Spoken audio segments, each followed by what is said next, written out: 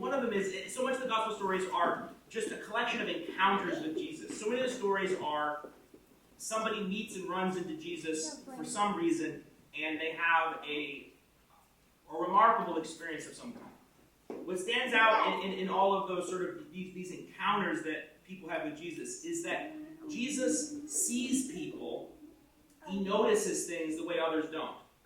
In this story, we have an example of this poor man Lazarus lying sort of at the gate of a rich man's home, and the rich man doesn't notice or take any notice of this beggar lying at his, at the foot of his front door.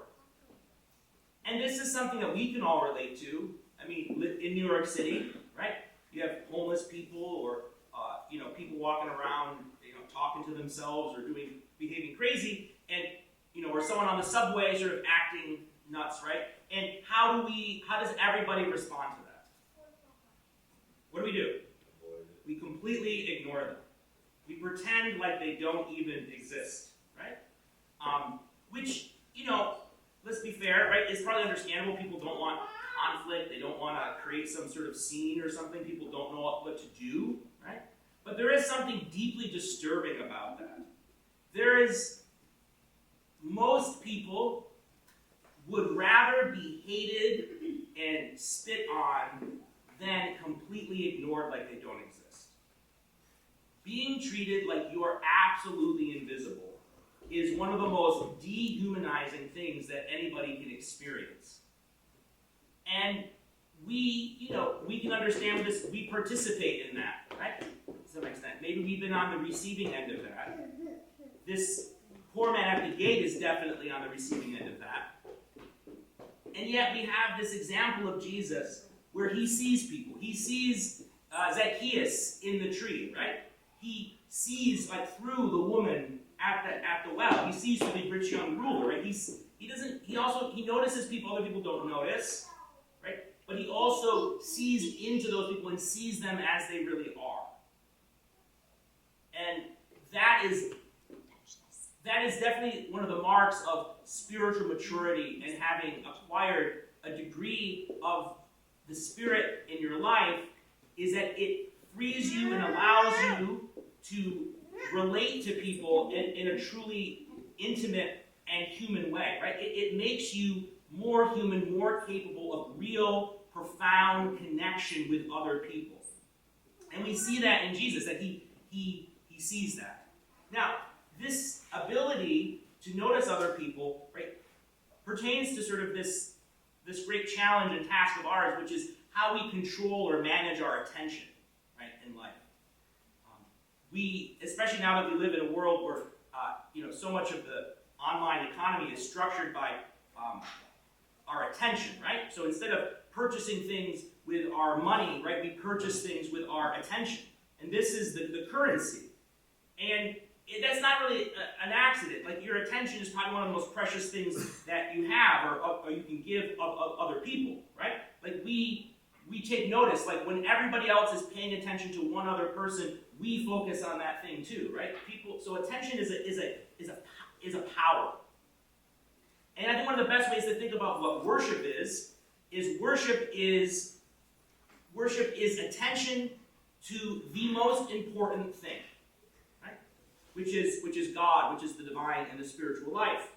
And one of the reasons, and anyone who's really put effort into sort of trying to develop a prayer life or become a prayerful person experiences the difficulty of controlling and managing your attention, right? How often do you get distracted, right? How often it is very difficult to sort of sustain the amount of sort of uninterrupted, intense attention to God, right?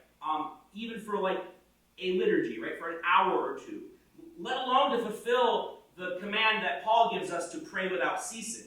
Right? And so what this attention does, what regular practice in prayer and worship do, is it trains our attention. You can think of prayer or the liturgy or what we're doing here today is a spiritual athleticism, training our capacity and ability to properly focus and put our attention to the right things. Not only to be able to sustain our attention, but to be able to have the discernment to know what to attend to. And the ability to sort of not be blind by things. And the ability to sort of notice a beggar on the side where everyone else is not seeing Lazarus means that that person's attention is expanded and increased. They have a greater sort of just awareness of things around them.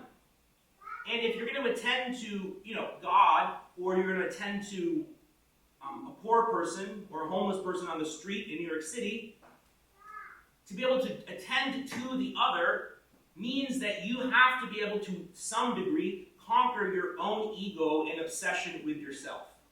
So much of our attention is directed right back on to ourselves. And being able to free ourselves from sort of, whether it's a more narcissistic sort of attention to ourselves, or whether it's one rooted out of insecurity, right? That misuse of our attention blinds us to noticing other people, let alone be able to sort of see into and connect with that person in some significant way. And so he was unaware of it. In this story, right, we also have this great reversal that happens. Right?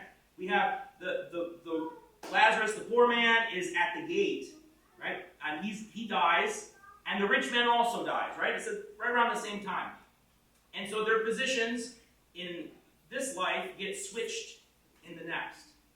This reversal is exactly what Jesus is talking about when he says the first shall be last and the last shall be first. Right?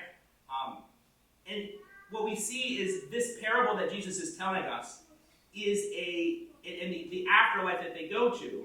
The afterlife is simply a reflection of the inner life, of the inner world, of the hearts of the rich man and the poor man, Lazarus, at the gate. So what you have in the afterlife is a vision that whatever sort of reality we have chosen and made for ourselves and our hearts is the reality we have in the afterlife. Right? So you're already making your own heaven and hell now. You're already living in it. Right?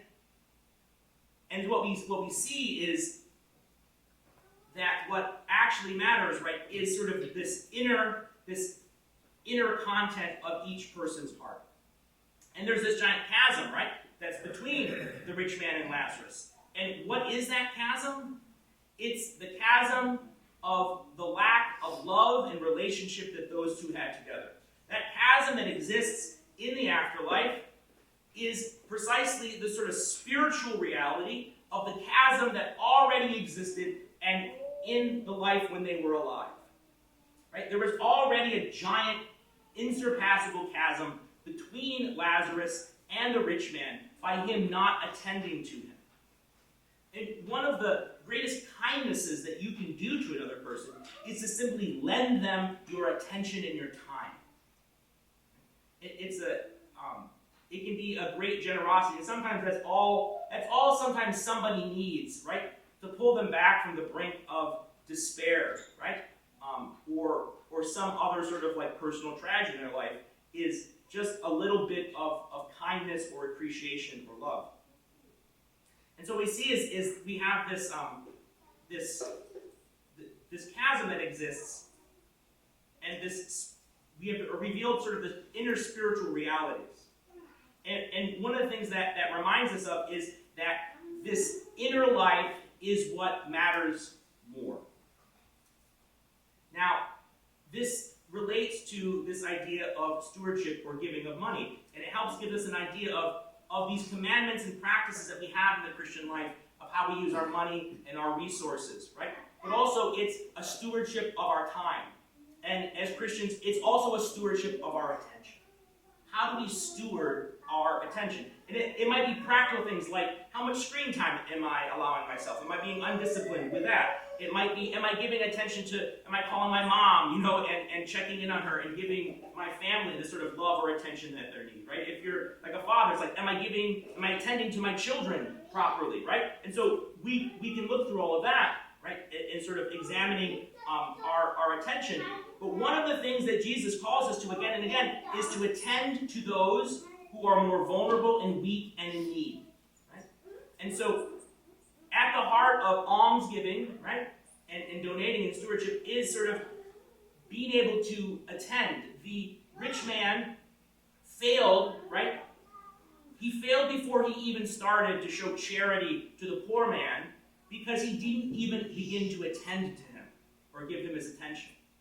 And so a prerequisite, right, to really any of the spiritual disciplines, including how we give our money or our time or our talents, is that we have to be able to rightly direct our attention in some way and to notice where the needs are around us and who needs that. And what that requires is that we have to think less and less about ourselves.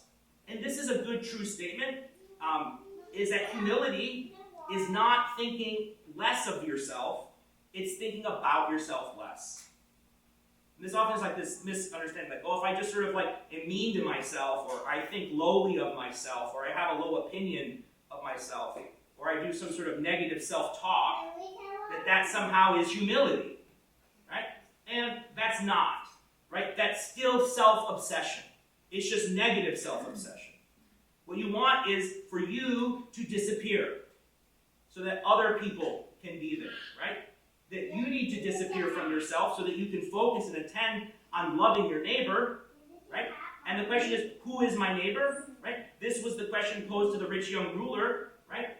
And the reality is that the rich young ruler and this rich man, right, both didn't see their neighbor. They didn't know their neighbor because they didn't attend to them. They were not aware of them because their attention was absorbed and preoccupied with many other things, whether that's the business of life, their responsibilities, or whether it's, gaining money and being successful.